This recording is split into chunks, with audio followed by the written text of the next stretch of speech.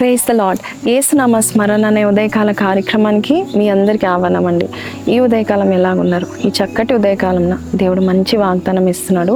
కొరింథీయులకు రాసిన మొదటి పత్రిక 1వ అధ్యాయము 29వ వచనం. ఎన్నిక లేని వారిని దేవుడు ఏర్పరచుకొని ఉన్నాడు. ఎవరు మనల్ని ఎన్నుకోవట్లేదా? దేవుడు ఏర్పాటు చేసుకుంటాడు. నువ్వు ధైర్యంగా ఉండు. బిల్లీ గ్రామ్ గారి యొక్క జీవితంలో ఒక సంఘటన చెప్తా ఉంటాను. బిల్లీ గ్రామ్ గారు చాలా అమాయకుడు, చాలా సిగ్గు, చాలా పిరికివాడు. ఒకసారి ఆయన యవ్వన కాలంలో చర్చ్కి వెళ్ళినప్పుడు ఆయన ఒక స్తంభం దగ్గర కూర్చున్నాడంట. కూర్చున్నప్పుడు పాస్టర్ గారు చక్కగా వాక్యం చెప్పినాక ఎవరు వారి జీవితాన్ని దేవునికి సమర్పించుకుంటారో లేచి నిలబడండి అన్నప్పుడు ఆ స్తంభం దగ్గర ఉన్న అతను వెనుకకి వెళ్ళి ఇంకో స్తంభం దగ్గర కూర్చున్నాడు.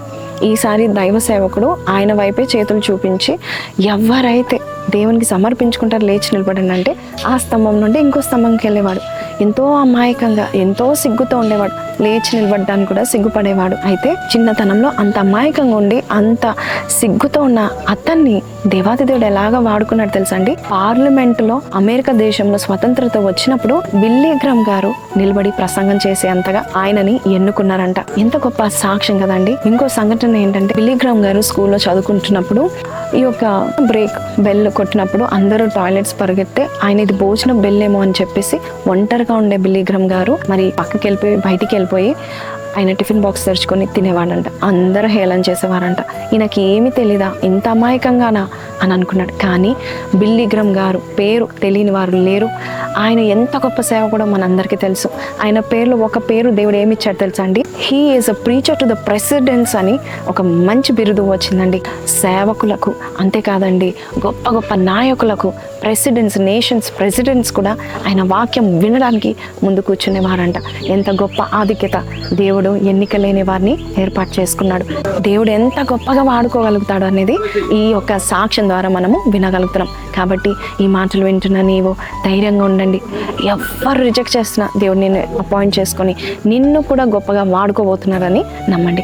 ఈ మాటలు విన్న మీరు నాతో కలిసి ప్రార్థనలు ఏకీభవిస్తారా? కళ్ళు మూసుకుందాం. పరిశుద్ధుడా, మహోన్నతుడవు తండ్రి, అద్భుతాలు చేసే దేవుడవు నాయన, ఎన్నిక లేని వారిని ఎన్నుకుంటావు నాయన, బుద్ధిహీనులను జ్ఞానముతో నింపి వారిని వాడుకుంటావు నాయన. ఈ రోజు నాయన ఎవరినైతే ఏర్పాటు చేసుకున్నారో వారు తలలు వంచి ప్రార్థన చేసుకుంటుండగా వారిని గొప్పగా వాడుకున్నాను నాయన.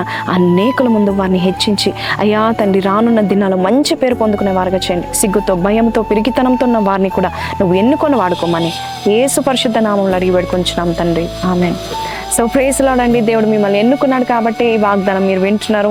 మిమ్మల్ని దేవుడు గొప్పగా అనేకుల ముందు నిలబెట్టబోతున్నారు.